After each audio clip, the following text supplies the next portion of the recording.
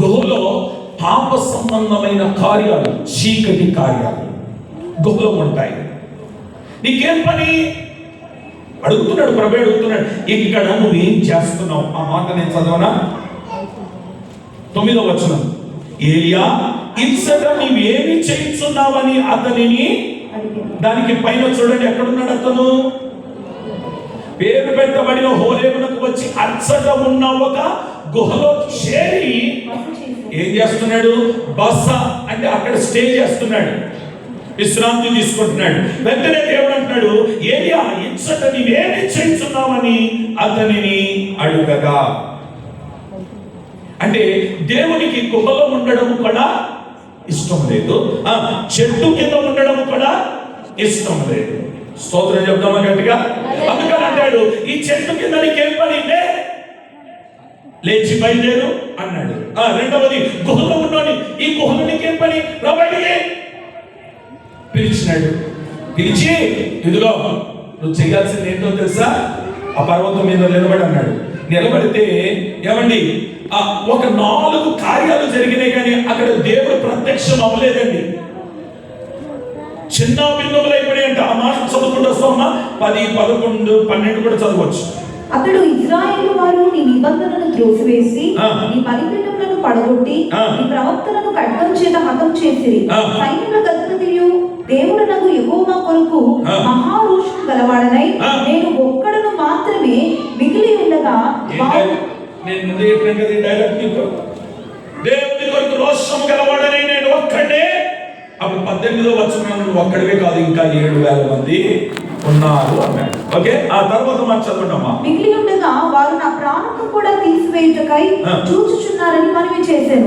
అందుకు ఆయన, నీవు పోయి పర్వతం మీద యెహోవా సముఖమందు నిలిచి ఉండుమని సెలవిచ్చాను. అంతటా యెహోవా ఆ వైపున సంచరింపగా బలమైన పెనుగాలి లేచెను.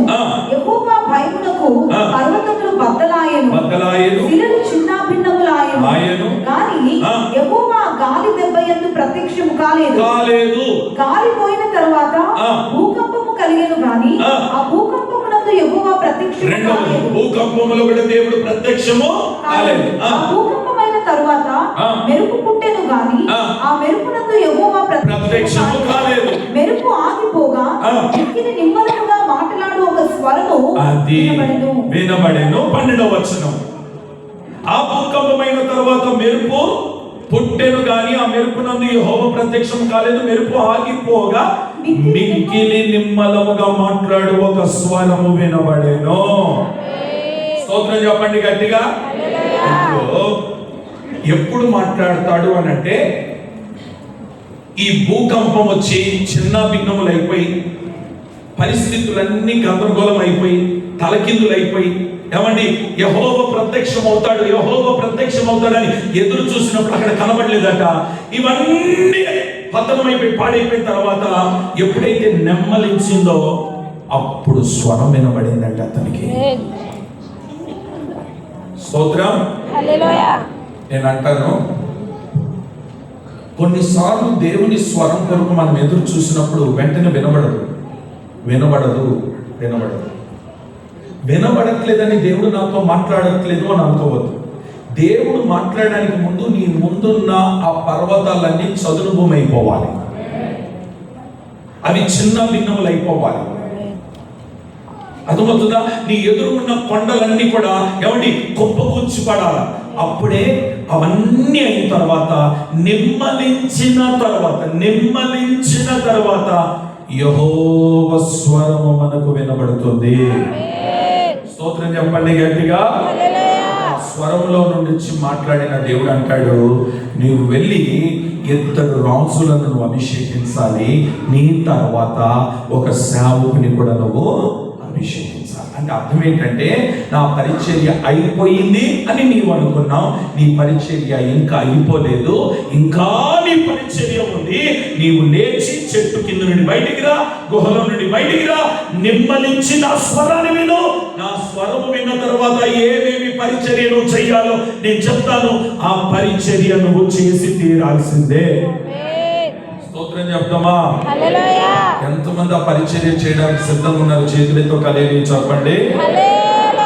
ఇప్పుడు ఆ పరిచర్య చేయడానికి భూకంపాలు వచ్చినప్పుడు మాట్లాడతాడా, నిమ్మలించిన తర్వాత మాట్లాడతాడా?